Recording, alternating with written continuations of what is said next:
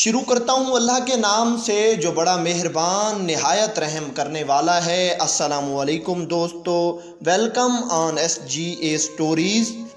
چور کو کتب بنا دیا۔ حضور سیدنا غوث اعظم رحمۃ اللہ علیہ مدینہ منورہ میں حضور نبی کریم صلی اللہ علیہ وآلہ وسلم کے روضہ مبارک پر حاضری دینے کے بعد پیدل بغداد شریف واپس تشریف لا رہے تھے کہ راستے میں ایک چور جو کہ ناکہ لگا کر کسی مسافر کا انتظار کر رہا تھا، اس نے آپ رحمۃ اللہ علیہ کو قریب آنے پر روک لیا۔ آپ رحمۃ اللہ علیہ نے اس چور سے دریافت کیا کہ تم کون ہو؟ اس نے کہا میں دیہاتی ہوں۔ آپ کو بذریعہ کشف اس کی بدنیتی کی خبر ہو گئی۔ اس دوران اس چور کے دل میں بھی یہ خیال پیدا ہوا کہ یہ غوث اعظم ہوں گے۔ آپ نے اس کے دل کی بات کو جانتے ہوئے فرمایا میں عبد القادر ہوں۔ چور نے جب آپ کی بات سنی تو فوراً آپ کے قدموں میں گر پڑا اور معافی کا خواستگار ہوا۔ آپ کو اس کی حالت پر ترس آ گیا۔ آپ نے اللہ عز و جل کے حضور اس کے لیے دعا فرمائی تو ندائے غیبی سنائی دی، اے غوث اس چور کو سیدھا راستہ دکھا اور کتب بنا دے۔ چنانچہ آپ نے اس چور کی جانب نظر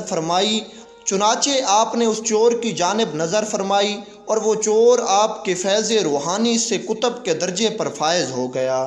طویل مسافت کے باوجود بھوک محسوس نہ ہوئی۔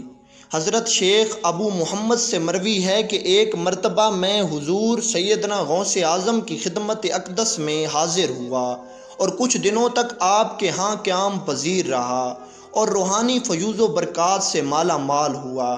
بعد ازاں جب میں واپس اپنے ملک مصر روانہ ہونے لگا تو آپ نے مجھ سے فرمایا کہ کبھی کسی سے کوئی چیز نہ مانگنا۔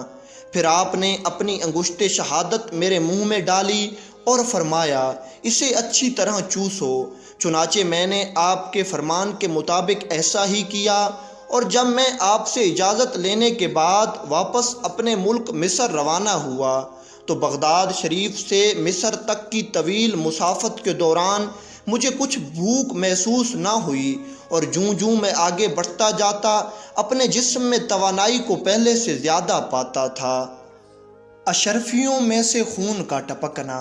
حضرت شیخ ابو العباس خضر الحسین الموصلی فرماتے ہیں کہ ایک رات ہم حضور سیدنا غوث اعظم کی خدمت میں حاضر تھے کہ خلیفہ وقت حاضر ہوا اور آپ کی خدمت میں سلام کرنے کے بعد مؤدب ہو کر بیٹھ گیا۔ اس نے آپ کی خدمت میں 10 تھیلیاں دیناروں سے بھری ہوئی پیش کرنا چاہیں، لیکن آپ نے انہیں قبول کرنے سے انکار کر دیا۔ جب خلیفہ کا اصرار زیادہ ہوا تو آپ نے ان میں سے 2 تھیلیوں کو پکڑ کر نچوڑا، جس میں سے خون ٹپکنا شروع ہو گیا۔ آپ رحمۃ اللہ علیہ نے خلیفہ سے فرمایا کہ تم لوگوں کا خون نچوڑ کر میرے پاس لائے ہو۔ آپ کی بات سن کر خلیفہ بے ہوش ہو گیا۔ آپ رحمۃ اللہ علیہ نے فرمایا کہ اگر مجھے خلیفہ کے آل رسول اللہ ہونے کی عزت نہ ہوتی تو میں اس خون کو اس کے محلوں کی جانب بہا دیتا۔ روئے زمین پر رسول اللہ صلی اللہ علیہ وآلہ وسلم کا نائب حضرت شیخ ابو القاسم بزار اور ابو حفص عمر کیماتی سے منقول ہے کہ حضور سیدنا غوث اعظم ہوا میں چلا کرتے تھے اور فرماتے تھے کہ سورج جب تک مجھے سلام نہ کرے نہیں نکلتا، اور ہر سال میرے پاس آ کر مجھے سلام کرتا ہے اور بتاتا ہے کہ مجھ میں فلاں فلاں واقعات ہوں گے۔ اس طرح مہینہ، ہفتہ اور دن مجھے سلام کرتے ہیں اور بتاتے ہیں کہ ہم میں فلاں فلاں امر وقوع پذیر ہوں گے۔ مجھے اپنے رب کی قسم لوح محفوظ میں نیک و بد میری آنکھوں کے سامنے پیش کیا جاتا ہے۔ میں مشاہدہ خداوندی اور علم خداوندی کے سمندروں میں غوطہ زن ہوں۔ میں تم سب پر حجت اللہ ہوں۔ میں روح زمین پر رسول اللہ کا نائب و وارث ہوں۔ امر رسول اللہ کی مخالفت کا خوف۔ شیخ المشائخ حضرت ابو القاسم خلف بن عیاش شافی سے منقول ہے، آپ فرماتے ہیں کہ حضرت ابو عمر عثمان بن اسماعیل نے مجھے 905 میں بغداد بھیجا تاکہ میں ان کے لیے حضرت امام احمد بن حنبل کی کتاب مسند امام احمد کا نسخہ لاؤں۔ جب میں بغداد شریف آیا تو میں نے لوگوں کو حضور سیدنا غوث اعظم کی جانب مائل دیکھا۔ مجھے معلوم ہوا کہ آپ جو کہتے ہیں وہ وقوع پذیر ہو جاتا ہے۔ دفعتاً میرے دل میں خیال آیا کہ اگر میرے دل کی بات بتا دیں تو میں ان کی ولایت کا قائل ہو جاؤں گا۔ چنانچہ میں نے خلاف عادت بات سوچی، جب میں ان کے پاس جاؤں اور سلام کروں تو میرے سلام کا جواب نہ دیں اور مجھ سے منہ پھیر کر اپنے خادم سے کہیں، اس آنے والے کے لیے ایک چھہارے کا ٹکڑا اور شہد کا ایک دانگ لاؤ، اور جب یہ دونوں چیزیں آ جائیں تو آپ مجھے کلاہ پہنائیں اور میرے سلام کا جواب دیں۔ حضرت ابو القاسم خلف بن عیاش شافعی فرماتے ہیں، میں یہ سب دل میں رکھ کر آپ کے پاس جا پہنچا۔ میں نے آپ رحمۃ اللہ علیہ کو سلام کیا۔ آپ نے میرے سلام کا جواب دینے کی بجائے مجھ سے منہ پھیر لیا اور اپنے خادم سے کہا کہ جاؤ چھہارے کا ٹکڑا اور شہد کا ایک دانگ لاؤ جو نہ دانے بھر سے زیادہ ہو نہ دانے بھر سے کم ہو۔ اللہ عز و جل کی قسم آپ نے وہی الفاظ دہرائے جو میرے دل میں تھے۔ پھر جب وہ خادم یہ چیزیں لے آیا تو آپ نے انہیں میرے سامنے پیش کیا اور مجھے کلاہ پہنانے کے بعد میرے سلام کا جواب دیا اور فرمایا، اے خلف تو یہی چاہتا تھا، اب تو تیرے من پسند کا کام ہو گیا ہے۔ حضرت ابو القاسم خلف بن عیاش شافعی فرماتے ہیں، میں دل سے آپ کی عظمت کا قائل ہو گیا اور آپ کی خدمت میں رہ کر احادیث کا علم حاصل کیا، اور پھر میں ہمیشہ آپ کو ولایت کا بادشاہ سمجھتا رہا۔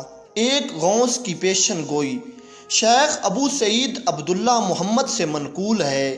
آپ فرماتے ہیں، میں ابن السقا اور حضور سیدنا غوث اعظم جامعہ نظامیہ بغداد میں زیر تعلیم تھے۔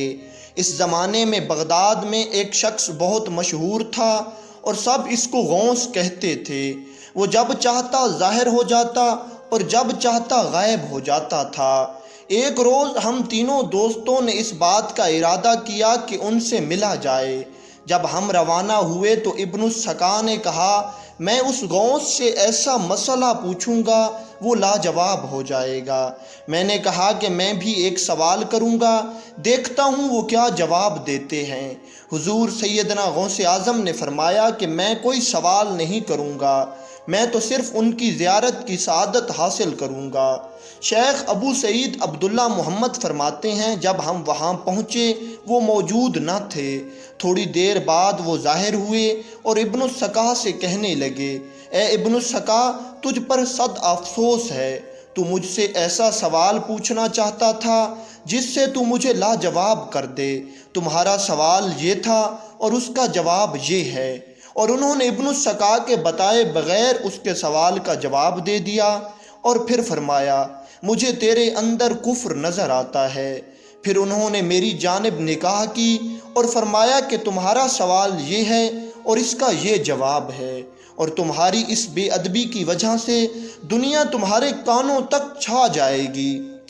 پھر وہ حضور سیدنا غوث اعظم کی جانب متوجہ ہوئے اور ان کو اپنے پاس بلا کر بٹھایا اور ان کے ساتھ نہایت عزت و احترام سے پیش آئے اور فرمایا، اے عبد القادر، تو نے اپنے ادب کی بدولت اللہ اور اس کے رسول کو راضی کر لیا۔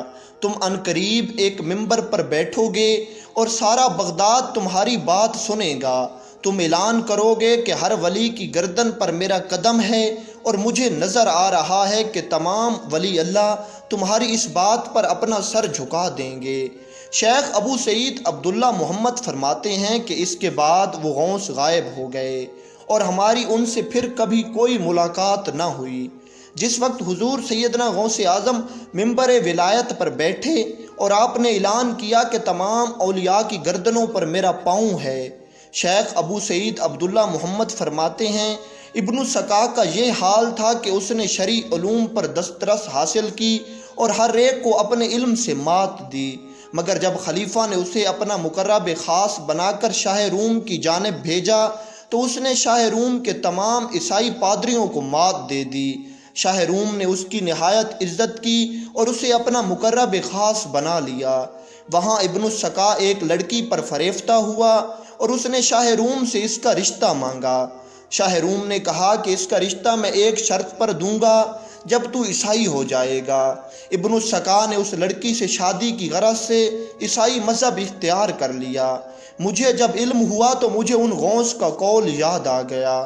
شیخ ابو سعید محمد عبداللہ فرماتے ہیں، میری حالت یہ ہوئی کہ میں بغداد سے دمشق آیا تو سلطان نور الدین زنگی ملک شہید نے مجھے محکمہ اوقات کا ناظم مقرر کر دیا۔ میں حاکم ہو گیا اور دنیا چاروں جانب سے مجھ پر ٹوٹ پڑی۔ اس غوث کی کہی ہوئی تینوں باتیں درست ثابت ہوئیں۔ حضور سیدنا غوث اعظم ممبر ولایت پر جا بیٹھے، ابن السکا عیسائی ہو گئے اور میں دنیا کا حاکم ہو گیا۔ ایک حبشی عورت کے لیے آسمان سے کھانا اترنا۔ حضور سیدنا غوث اعظم رحمۃ اللہ علیہ فرماتے ہیں 509 میں پہلی مرتبہ مجھے حج بیت اللہ کی سعادت نصیب ہوئی۔ میں حرم پاک کی جانب عازم سفر ہوا۔ جب میں منارہ ام القرون جو مکہ مکرمہ کے نزدیک ایک مقام ہے وہاں پہنچا تو میری ملاقات حضرت شیخ عدی بن مسافر سے ہوئی۔ وہ اس وقت عالم شباب میں تھے۔ انہوں نے مجھ سے دریافت کیا کہ آپ کہاں جا رہے ہیں؟ میں نے کہا میں حج بیت اللہ شریف کی نیت سے جا رہا ہوں۔ انہوں نے پوچھا کہ کیا ہم دونوں ساتھی بن سکتے ہیں؟ میں نے کہا کیوں نہیں، ایسا بالکل ممکن ہے۔ حضور سیدنا غوث اعظم فرماتے ہیں کہ پھر ہم دونوں اکٹھے سفر کرنا شروع کر دیتے ہیں۔ راستے میں ہمیں ایک حبشی لڑکی ملی جس کے چہرے پر نقاب تھا۔ وہ میرے سامنے آ کر کھڑی ہو گئی اور دریافت کیا کہ تم کون ہو؟ میں نے کہا کہ میں عجم کا رہنے والا ہوں اور بغداد سے آ رہا ہوں۔ اس لڑکی نے کہا کہ میں حبشہ میں تھی۔ جب میں نے دیکھا اللہ عز و جل تیرے دل پر تجلی کی، اور جہاں تک مجھے معلوم ہے اللہ عز و جل نے اپنے وصل سے تجھے وہ کچھ عطا کیا ہے جو کسی کو نہیں کیا، پس میں نے چاہا کہ میں تجھے دیکھوں۔ پھر کہنے لگی میں آج تم دونوں کے ساتھ رہوں گی اور شام کو روزہ بھی تمہارے ساتھ اختیار کروں گی۔ پھر وہ راستے کے ایک طرف اور ہم دوسری طرف چلنا شروع ہو گئے۔ حضور سیدنا غوث اعظم فرماتے ہیں شام کو جب افطاری کا وقت ہوا تو آسمان سے ہمارے لیے ایک طباق اترا جس میں کچھ روٹیاں، سرکہ اور ترکاری تھی۔ اس حبشی لڑکی نے کھانا دیکھتے ہوئے فرمایا سب تعریف اللہ عز و جل کے لیے ہے، اس نے میرے مہمانوں کو عزت بخشی۔ ہر رات میرے لیے 2 روٹیاں اترا کرتی تھیں، آج میرے مہمان 7 ہیں تو 6 روٹیاں اتری ہیں۔ حضور سیدنا غوث اعظم فرماتے ہیں ہم تینوں نے اس میں سے 2 روٹیاں کھائیں، پھر پانی کے 3 کوزے اترے اور ہم نے اس میں سے پانی پیا۔ اس کے بعد وہ حبشی لڑکی ہم سے رخصت ہو گئی۔ ہم دونوں جب مکہ مکرمہ پہنچے اور طواف کی غرض سے بیت اللہ شریف تشریف لے گئے، حضرت شیخ عدی بن مسافر پر انوار و تجلیات کی بارش ہوئی اور وہ بے ہوش ہو گئے۔ دیکھنے سے یہی گمان ہوتا تھا کہ وہ وصال فرما گئے ہیں۔ اس دوران وہی حبشی لڑکی آئی اور اس نے ان کے سر پر بوسہ دیتے ہوئے کہا تجھے وہی زندہ کرے گا جس نے تجھے مارا ہے۔ پاک ہے وہ ذات کہ جس کے جلال کے انوار نے اندھوں کی بھی آنکھیں چندھیا کر رکھ دی ہیں۔ حضور سیدنا غوث اعظم فرماتے ہیں پھر دوران طواف مجھ پر بھی انوار و تجلیات کی بارش ہوئی۔ میں نے اپنے باطن کا خطاب سنا جس کے الفاظ یہ تھے اے عبدالقادر ظاہر چھوڑ دے اور توحید تجرید اور توحید تفرید اختیار کر، عنقریب ہم تمہیں اپنی بے شمار نشانیاں دکھائیں گے، تو اپنی مراد کو غلط نہ کر اور اپنے قدم کو ثابت رکھ اور دنیا میں ہمارے سوا کسی کو مالک نہ سمجھ، لوگوں کی فلاح و بہبود کے لیے مسند ارشاد پر بیٹھ جا۔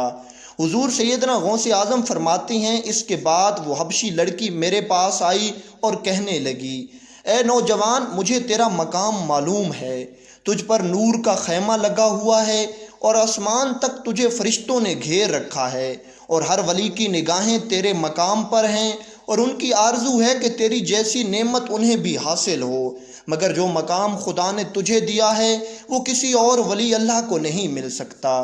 انگشت شہادت روشن ہو گئی۔ قلائد الجواہر میں منقول ہے کہ ایک مرتبہ حضور سیدنا غوث اعظم حضرت شیخ احمد رفاعی اور حضرت عدی بن مسافر کے ہمراہ حضرت امام احمد بن حنبل کے مزار پاک کی زیارت کے لیے تشریف لے گئے۔ رات کا وقت تھا اور اندھیرا بہت زیادہ تھا۔ آپ سب سے آگے تھے اور آپ نے اپنی انگشت شہادت بلند کی تو وہ روشن ہو گئی، جس کی روشنی میں آپ سب حضرات حضرت امام احمد بن حنبل کے مزار پاک تک پہنچ گئے۔ حماد بن مسلم کے مرید کی گستاخی۔ کتب سیر میں منقول ہے کہ حضور سیدنا غوث اعظم بغداد میں عرب الصحلاء کے قبرستان میں تشریف لے گئے۔ آپ کے ہمراہ علماء و فقراء کی ایک بڑی جماعت بھی تھی۔ آپ حضرت شیخ حماد بن مسلم دباس کی قبر پر تشریف لے گئے اور کافی دیر تک وہاں کھڑے رہے۔ شدید گرمی کا موسم تھا اور آپ کے ہمراہ آئے ہوئے تمام لوگ جو آپ کے پیچھے کھڑے تھے گرمی سے نڈھال ہونے لگے۔ کافی دیر قیام کرنے کے بعد جب آپ مڑے تو آپ کے چہرے پر خوشی کی لہر دوڑ رہی تھی۔ لوگوں نے وجہ دریافت کی تو آپ نے فرمایا کہ 15 شعبان 499 ہجری بروز جمعہ میں حضرت شیخ حماد بن مسلم دباس اور ان کے مریدوں کے ہمراہ نکلا تاکہ ہم نماز جمعہ جامعہ رصافہ میں ادا کریں۔ جب ہم دریا پر پہنچے تو حضرت شیخ حماد بن مسلم دباس نے مجھے دریا میں دھکا دے دیا۔ سردیوں کے دن تھے، میں نے بسم اللہ شریف پڑھ کر غسل جمعہ کی نیت کر لی۔ اس وقت میں نے جبہ پہن رکھا تھا اور میرے پاس ایک کتاب کے کچھ اوراق تھے۔ میں نے وہ اوراق ہاتھ میں پکڑ لیے تاکہ وہ گیلے نہ ہو جائیں۔ حضرت شیخ اور ان کے مریدین مجھے اسی حالت میں چھوڑ کر آگے بڑھ گئے۔ میں دریا سے نکلا اور پانی سے بھیگے ہوئے جبہ کو نچوڑا اور ان کے پیچھے ہو لیا۔ سردی کی وجہ سے میرے جسم پر کپ کپی طاری تھی۔ حضرت شیخ کے مریدین نے میری مدد کرنی چاہی تو آپ نے انہیں جھڑک دیا اور کہا کہ میں نے اس کی آزمائش کے لیے اسے اذیت دی، مگر یہ پہاڑ کی مانند ہے، یہ اپنی جگہ سے نہ ہلا۔ آج جب میں حضرت شیخ کی قبر پر آیا تو میں نے دیکھا آپ کے سر مبارک پر یاقوت کا تاج ہے اور ہاتھوں میں سونے کے کنگن ہیں، پاؤں میں سونے کا پوش ہے، مگر آپ کا داہنا ہاتھ ساکت ہے۔ میں نے وجہ پوچھی تو فرمایا کہ میں نے اس ہاتھ سے تمہیں دھکا دیا، تم مجھے معاف کر دو۔ میں نے حضرت شیخ کے حق میں دعائے خیر کی اور 5000 اولیاء اللہ نے اپنی اپنی قبور سے آمین کہا۔ حضرت شیخ کے ہاتھ کو تندرست کر دیا گیا، چنانچہ اسی وجہ سے میرے چہرے پر خوشی کی لہر دوڑ آئی۔ حضور سیدنا غوث اعظم جب اپنے اصحاب کے ہمراہ بغداد شریف واپس پہنچے تو شہر میں اس بات کا شور مچ گیا۔ حضرت شیخ حماد بن مسلم دباس کے مریدین اکٹھے ہو کر آپ کے پاس آ گئے تاکہ آپ سے اس بات کا ثبوت طلب کریں۔ جب وہ آپ کے پاس پہنچے تو ہیبت کی وجہ سے کچھ نہ پوچھ سکے۔ آپ ان کے آنے کا مقصد جان چکے تھے۔ آپ نے ان سے کہا کہ تم 2 مشائخ کا انتخاب کر لو، وہ تمہیں میرے قول کی صداقت کا یقین دلائیں گے۔ چنانچہ انہوں نے حضرت شیخ ابو یعقوب یوسف بن ایوب بن یوسف ہمدانی اور حضرت شیخ ابو محمد عبد الرحمن کو چنا جو بغداد کے رہائشی تھے۔ یہ دونوں بزرگ صاحب کشف و کرامت تھے۔ یہ دونوں بزرگ اس وقت موجود نہ تھے۔ حضرت شیخ حماد بن مسلم دباس کے مریدین نے آئندہ جمعے تک کا وقت دیتے ہوئے کہا ہم آئندہ جمعہ تشریف لائیں گے۔ آپ نے انہیں بیٹھنے کا اشارہ کیا اور اپنے سر مبارک کو جھکا لیا۔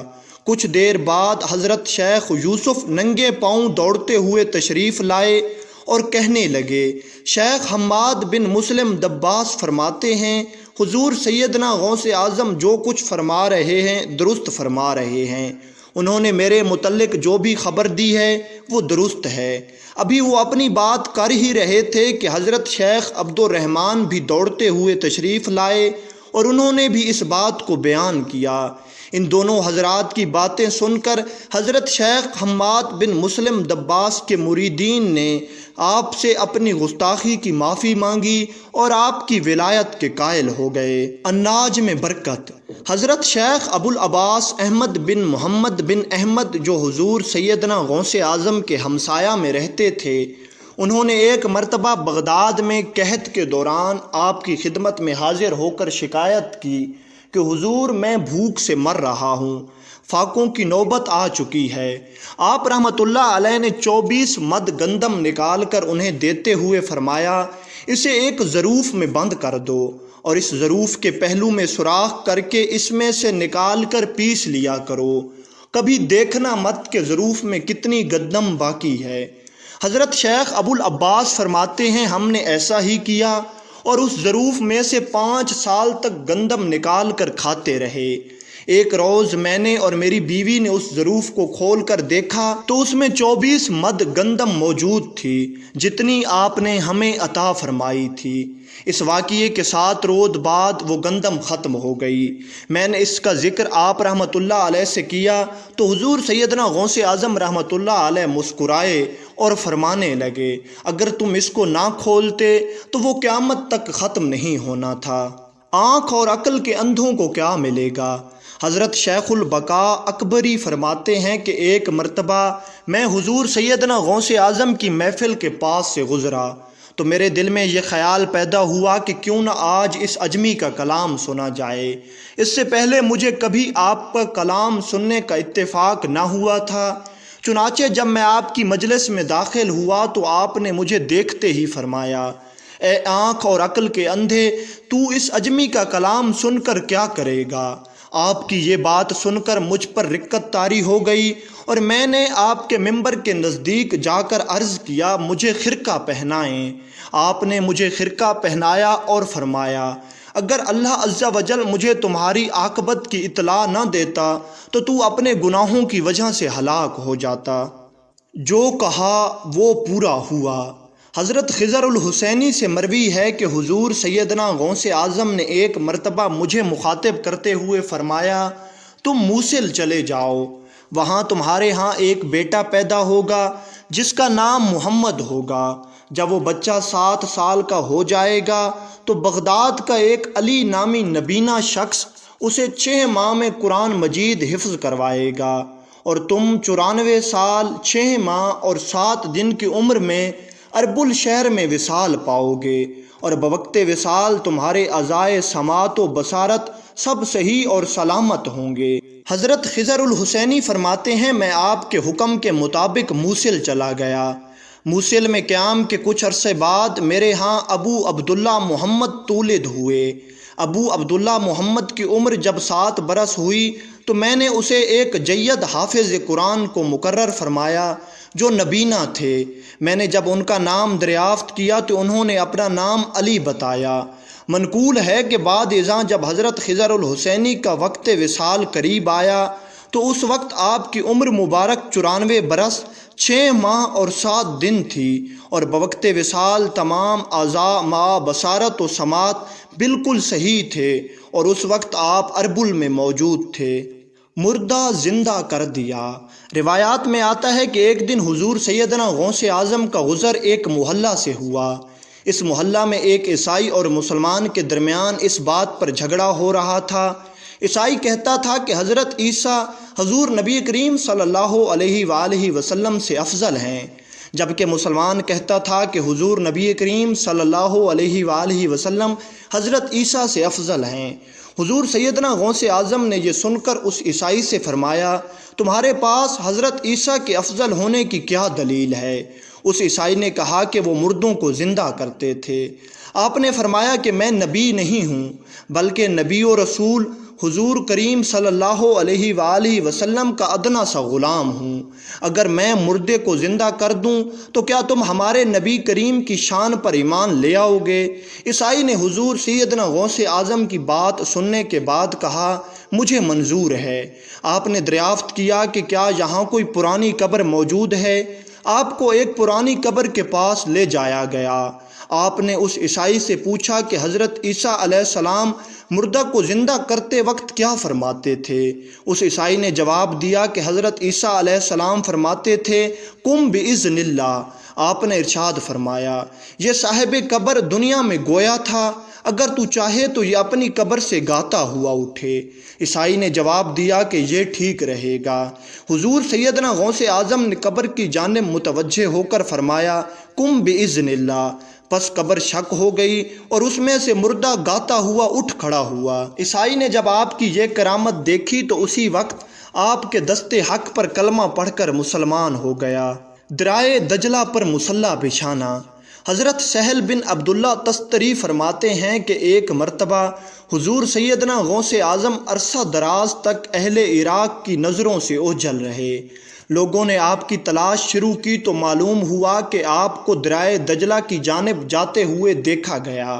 جب آپ کو تلاش کرتے ہوئے لوگ درائے دجلہ کے کنارے پہنچے تو دیکھا کہ آپ پانی پر چلتے ہوئے آ رہے ہیں۔ اس دوران مچھلیاں بکثرت آپ کی خدمت میں حاضر ہو کر سلام عرض کر رہی تھیں۔ اس دوران نماز ظہر کا وقت ہو گیا اور ایک سبز رنگ کا سونے اور چاندی سے مزین مصلی نظر آیا جو کہ تخت سلیمانی کی مانند تھا، اور وہ مصلی دریا دجلہ کے اوپر معلق ہو گیا۔ جب وہ مصلی بچھ گیا تو بہت سے لوگ آئے اور اس مصلی کے برابر کھڑے ہو گئے۔ ان لوگوں کے چہروں سے بہادری اور شجاعت ظاہر ہو رہی تھی۔ سب لوگ جو آپ رحمۃ اللہ علیہ کی تلاش میں آئے تھے، ان کی زبانیں گنگ ہو چکی تھیں اور ان کی آنکھوں سے آنسو جاری تھے۔ ایک پروقار شخصیت نے آگے بڑھ کر نعرے تکبیر کہی اور آپ نے نماز کی امامت فرمائی۔ ایک کافر کو مرتبہ ابدال پر فائز کرنا۔ ملک شام میں ایک ابدال کا وصال ہو گیا۔ حضور سیدنا غوث اعظم سرزمین عراق سے فوراً روحانی طور پر وہاں تشریف لے گئے۔ اس ابدال کے جنازہ میں حضرت خضر علیہ السلام اور دیگر ابدال بھی تشریف لائے۔ نماز جنازہ کی ادائیگی کے بعد آپ نے خضر علیہ السلام سے کہا، قسطنطنیہ میں فلاں کافر ہے، اس کو یہاں لاؤ۔ حضرت خضر علیہ السلام نے اس کافر کو پیش کر دیا۔ آپ نے اس کافر کو کلمہ پڑھا کر مسلمان کیا اور اس کی مونچھوں کو پست کروایا۔ آپ نے اپنی ایک ہی نظر کرم سے اس کافر کو ابدال کے مقام پر فائز فرما دیا۔ آپ نے تمام ابدالوں کو مخاطب کرتے ہوئے فرمایا، میں اسے وصال پانے والے ابدال کے مقام پر تعینات کرتا ہوں، جس پر تمام ابدالوں نے سر تسلیم خم کر دیے۔ 70 گھروں میں افطاری۔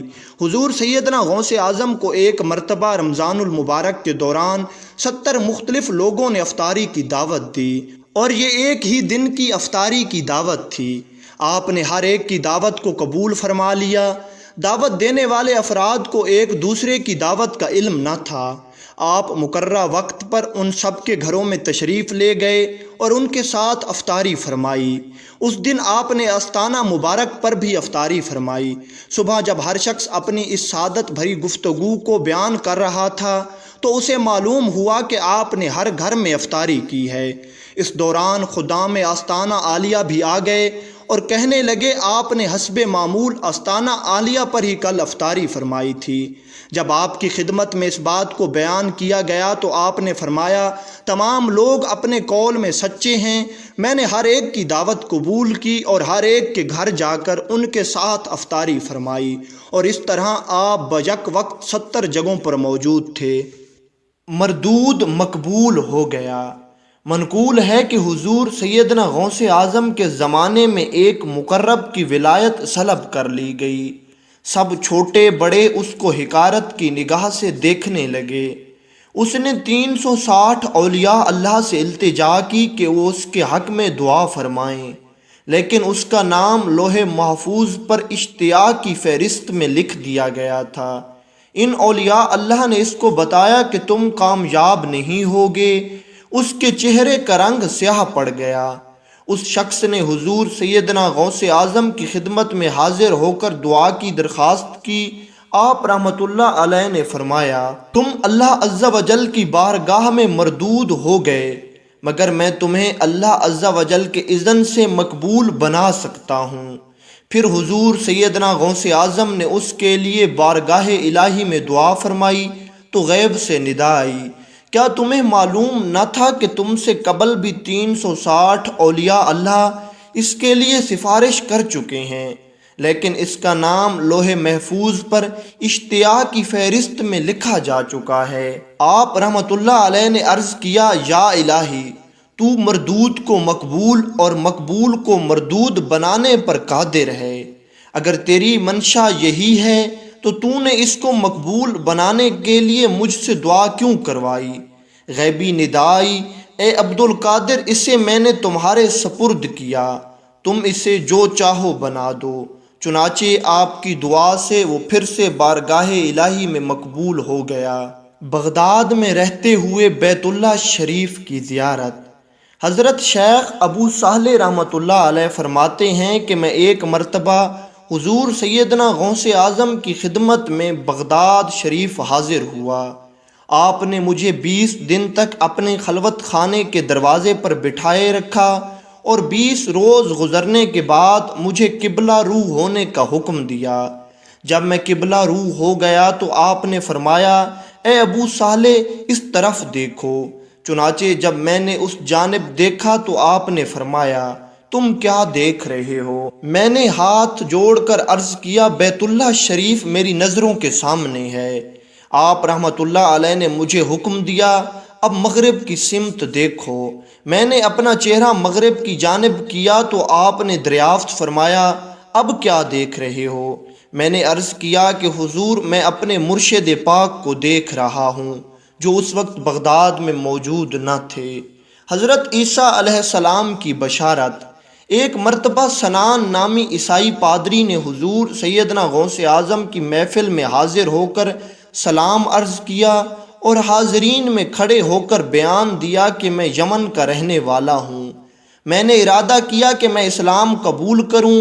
اس دوران میرے دل میں یہ خیال پیدا ہوا، میں اس دور کے سب سے بہترین شخصیت کے دستے مبارک پر کلمہ پڑھوں گا۔ اسی سوچ کے دوران مجھے نیند آ گئی۔ خواب میں حضرت عیسیٰ علیہ السلام کی زیارت ہوئی۔ آپ علیہ السلام نے مجھ سے ارشاد فرمایا کہ تم بغداد شریف چلے جاؤ اور حضرت شیخ عبد القادر جیلانی کے دست حق پر اسلام قبول کرو، کیونکہ اس وقت وہ روئے زمین پر تمام لوگوں سے افضل و اعلیٰ ہیں۔ حاطف غیب کی ندا۔ حضرت شیخ عمر الکیمانی سے منقول ہے کہ ایک مرتبہ حضور سیدنا غوث اعظم کی خدمت میں 13 لوگ دائرہ اسلام میں داخل ہونے کے لیے حاضر ہوئے۔ ان لوگوں نے بیان کیا کہ ہم عرب کے عیسائی ہیں اور ہم نے کلمہ پڑھنے کا ارادہ کیا اور ابھی یہ سوچ رہے تھے کہ کس مرد کامل کے دست حق پر کلمہ پڑھیں۔ ہمیں حاطف غیب سے آواز سنائی دی کہ بغداد جا کر حضرت شیخ عبد القادر جیلانی رحمۃ اللہ علیہ کے دست مبارک پر کلمہ پڑھو۔ پس ہم وہاں سے سیدھا آپ کے پاس چلے آئے اور آپ کے ہاتھ مبارک پر مسلمان ہونا چاہتے ہیں۔ آپ رحمۃ اللہ علیہ نے ان 13